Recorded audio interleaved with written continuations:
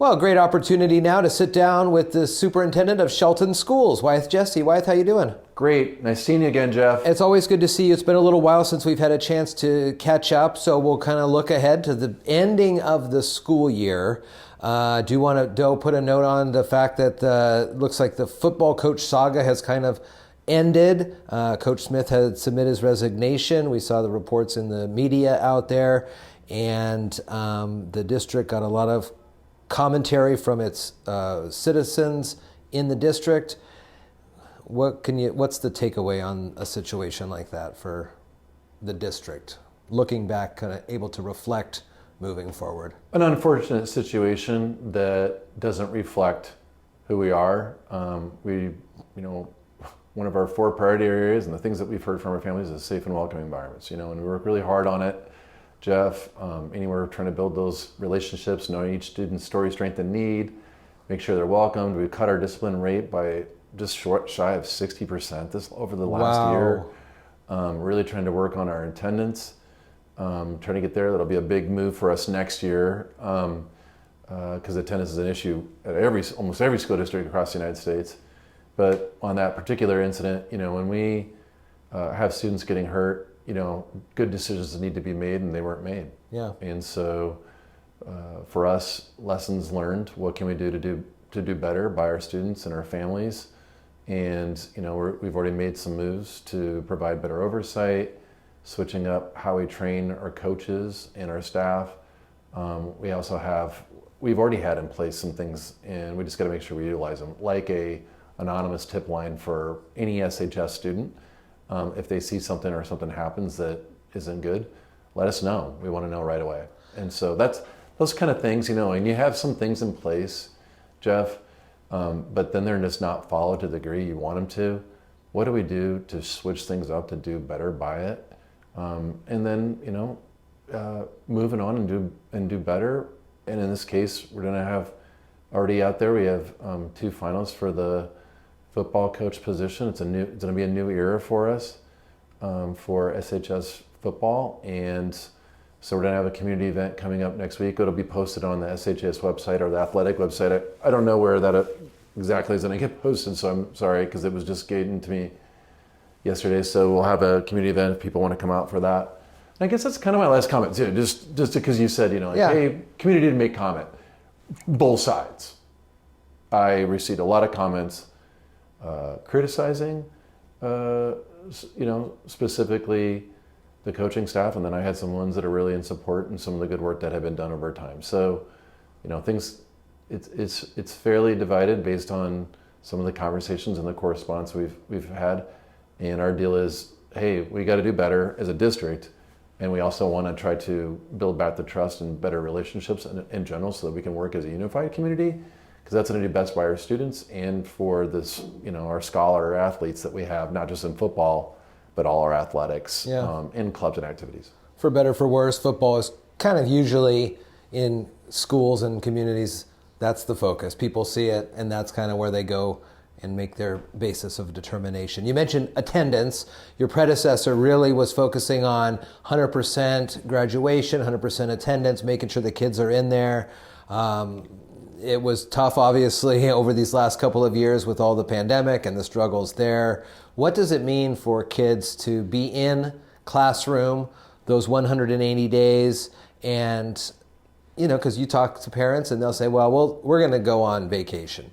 This is our best time to go on vacation. We're going to take the kid out for a week, take the kid out for a day here, day there. When you aggregate it, what does that do in the course of a school year? So let's just start off with a really important message. We have 180 days. Sure. Show up for every day you possibly can. Yeah. Period. It's not enough time. Jeff, there's not enough time in a school day, in a school year to teach all the things, all the state standards and all the skills we want our students to have, to be college and career ready, to have all those choices and be outstanding citizens. I don't have enough time with them. So when students miss a day, that has a lot of impact. You start talking about some of the numbers, I'm talking 1 in 5 students has missed over 20 days. Wow. That's a huge amount. That is headlines. Actually, again, I know I keep relating it. That's an issue across the United States. it's not just us. Coming off COVID, there's still a ripple effect. And I would love for our community to recognize mental health and connections and positive relationships and feeling confident is really, it's real. The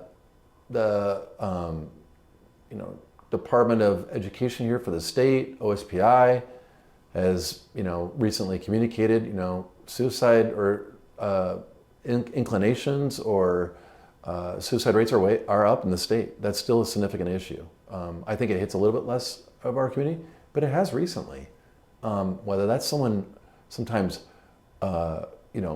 taking too many drugs and overdosing, or committing suicide in a way that isn't highly publicized. It's not like we advertise those things. That struggle is real. That struggle is real, and that impacts their attendance. How do you do that? Get them to school. That way we can deal with some of the issues, right? Isolating yourself off, staying at home, not getting engaged, or not getting some of the education doesn't build confidence. It doesn't build those relations. You need to get to school. Let's work on it together. And so they can be around their peers, they can gain confidence in building their skill set, no matter what grade level they are, K all the way through, obviously 12th grade. That's where we want them, we need them here. And so that'll be a big part of our campaign. Please show up. Way too many kids their truancy rate is way too high. I was just talking actually yesterday with the executive director of NAMI, the North American Mental, it's an organization that has an office here at Faith Lutheran in Shelton. Yep. Marilyn Roberts is the executive director.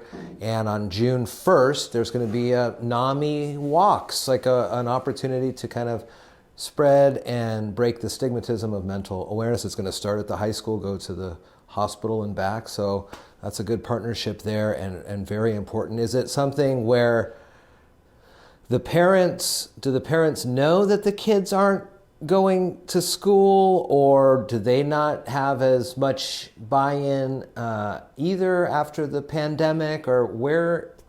Because that's a lot of days, and I know that if you miss a day, there's people calling and wondering where you are. So there's a lot to say here, Jeff.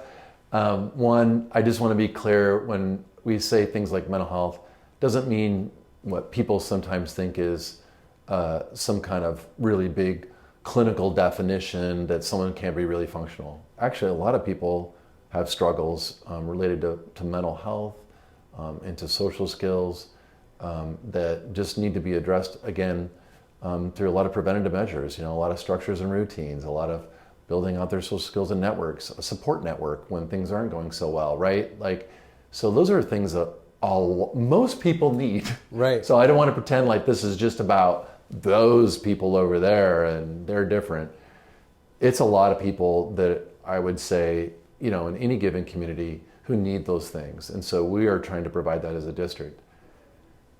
When you're saying things, when we start to get into what can I do versus what parents can do, obviously the best situation is when we work in partnership. I was just talking to an administrator yesterday. I said, hey, even if I can get some of our parents to just say, hey, look, I'm struggling and I need help getting my kid to school. Tell us. Then we can work from that angle. But when it goes dark and the communication's low, and obviously kids can't always vocalize things that we want them to, especially younger students, but even older students as well who might be reluctant, then it's harder for us to come up with solutions, right? A lot of these families need wraparound supports, anywhere from the basics for just stability and housing and food, to, again, relations with mental health supports, and just feeling confident about their own academic skills or their participation with their peers. So whatever it is, we gotta help them. Yeah. But I don't always know, and if you don't work with, at least tell me. That's great.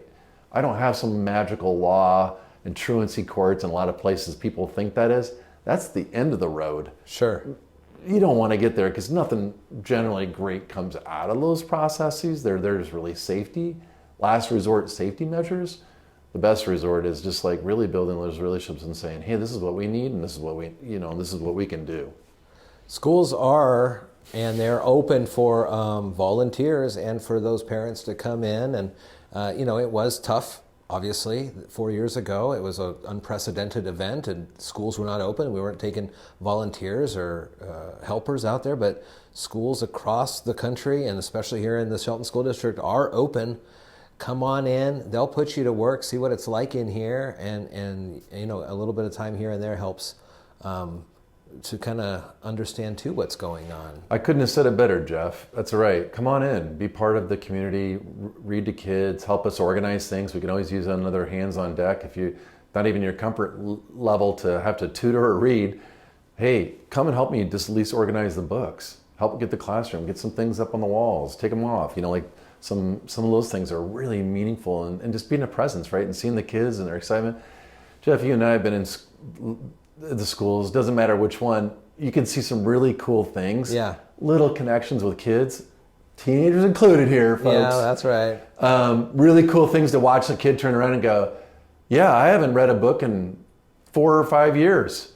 I'm on my, 7th book.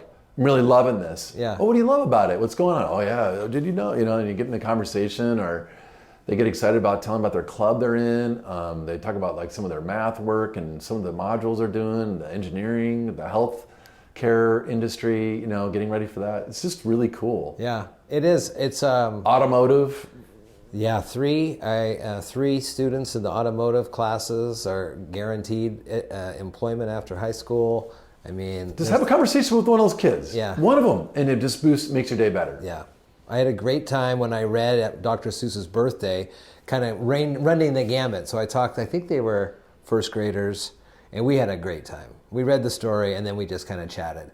And then this last week, I had the opportunity to talk to probably 15 of the theater kids as they get ready for Mean Girls. And when they find their love and they find their passion in the schools, you can't keep them away. Because I remember that in high school too. I was a big band guy, and you couldn't keep me away. I'd go to my classes, but the only reason I went to school was to play drums. And that's that story repeats itself, right? Yeah, yeah. Very cool. Well, the end of the school year is wrapping up soon, and we will get word on who the new football coach is. We'll have the graduation announcements. We'll have all those moving on ceremonies as well as we get ready for the 25-26. No, 24-25 What? school year. Oh, it's only the 24-25. Yeah, sorry, Jeff. And I was getting ahead of myself. I thought, boy, we're really getting ahead into the future now. Yeah. Maybe I should go back to school there. Soon enough. Check my calendars. Superintendent of the Shelton School District, Wyeth Jessee. Thank you, sir. Hey, thank you so much.